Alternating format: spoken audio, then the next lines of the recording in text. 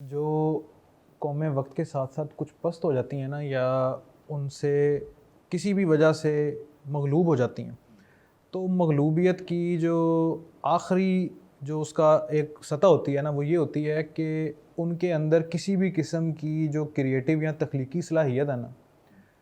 वो मफकूद हो जाती है। आप देखें कि बुनियादी तौर पे हमारे जो बच्चे हैं स्कूलों में, आप उनसे अंग्रेज़ी का, उर्दू का, या जो जो भी मज़ामीन हैं, उनसे जाके उनसे उनके चंद सवालात या वो पूछें, तो उन्होंने सवाल और सवालों के जवाब उनको याद किया हुआ है। जो सवाल आता है उसको पढ़ते हैं, इसका ये जवाब है, हमने रट्टा लगाया हुआ है, उसको वो लिख देते हैं।